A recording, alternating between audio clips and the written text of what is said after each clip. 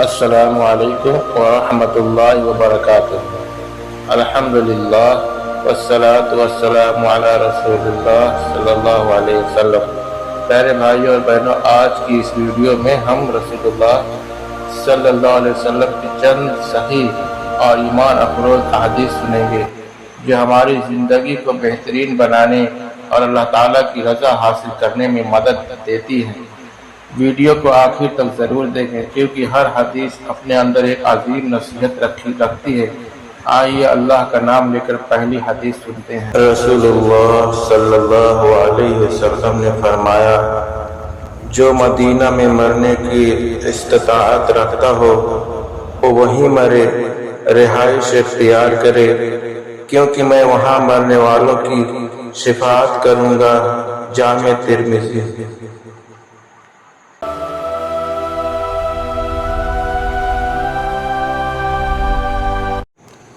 رسول اللہ صلی اللہ علیہ وسلم نے فرمایا، میرا نام محمد بھی ہے اور احمد بھی۔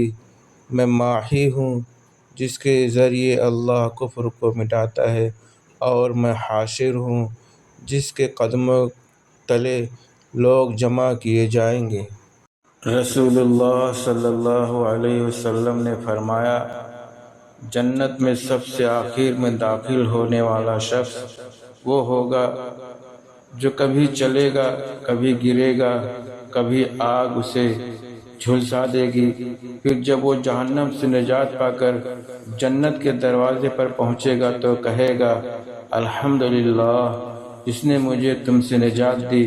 پھر اللہ تعالیٰ اسے جنت میں داخل فرمائے گا اور آخر کار اسے دنیا سے 10 گنا زیادہ نعمتیں عطا فرمائیں گے۔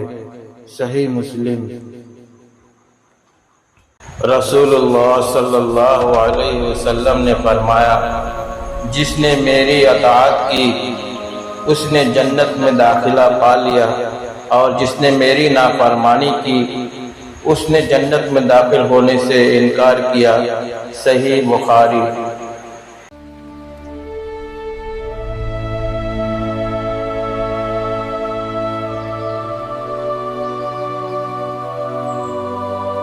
رسول اللہ صلی اللہ علیہ وسلم نے جنت کی عظیم فضیلت بیان کرتے ہوئے فرمایا، جو شخص اللہ تعالیٰ سے 3 مرتبہ جنت مانگتا ہے تو جنت اللہ تعالیٰ سے عرض کرتی ہے، اے اللہ اسے جنت میں داخل فرما۔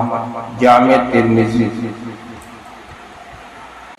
رسول اللہ صلی اللہ علیہ وسلم نے فرمایا، جنت میں ایسے عظیم درخت موجود ہیں کہ اگر کوئی سوار ان کے سائے میں 100 سال تک چلتا رہے تب بھی ان کا سایہ ختم نہیں ہوگا۔ صحیح بخاری۔